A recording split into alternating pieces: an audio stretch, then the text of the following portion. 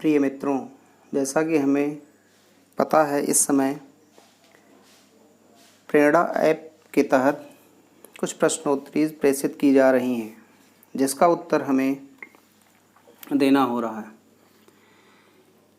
ये प्रश्न अलग अलग ज़िलों के लिए अलग अलग प्रेषित किए जा रहे हैं तथा प्रत्येक ज़िले में प्रेषित प्रश्नों का क्रम बदला हुआ होता है तथा उनके विकल्पों के क्रम में भी अंतर है।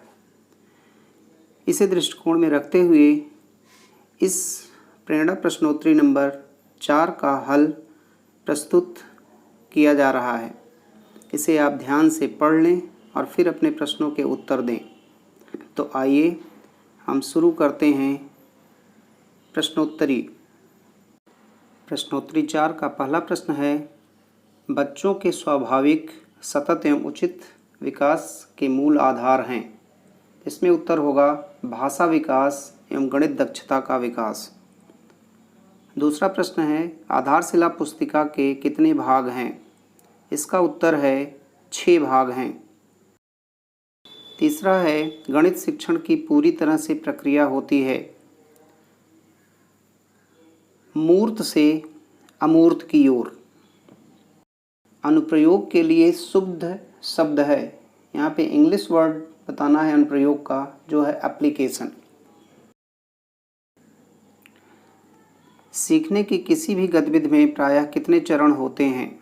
तो यहाँ पे 4 चरण होते हैं।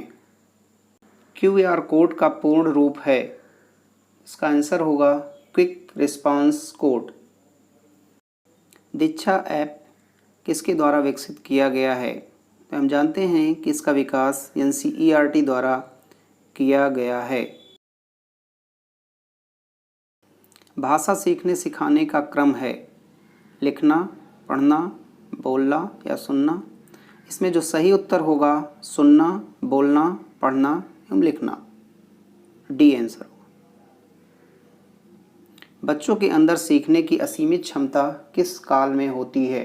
तो हम जानते हैं सबसे अधिक सीखने की क्षमता शैशवावस्था से बाल्यावस्था में होती है। आधारशिला शिक्षक हस्तपुस्तिका का विकास किसके द्वारा किया गया है? राज्य परियोजना कार्यालय लखनऊ द्वारा। भाषा शिक्षक के रूप में आप किसे सबसे अधिक महत्वपूर्ण मानते हैं? तो उत्तर होगा बच्चों को विभिन्न संदर्भों में भाषा प्रयोग सिखाना।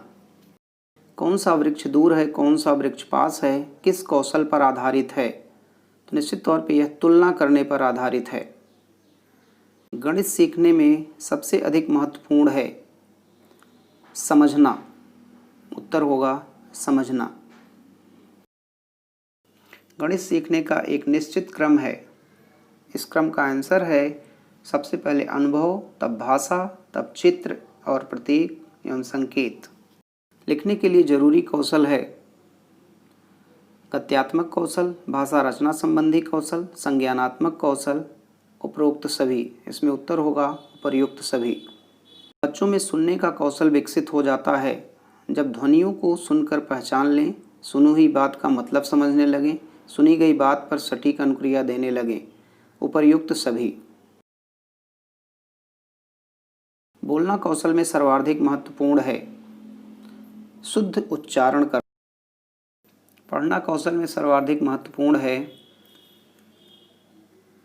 अर्थ ग्रहण करना, लिप चिन्हों की जानकारी, द्रुत गति से पढ़ना, उच्चारण की शुद्धता। तो इसमें आंसर होगा द्रुत गति से पढ़ना।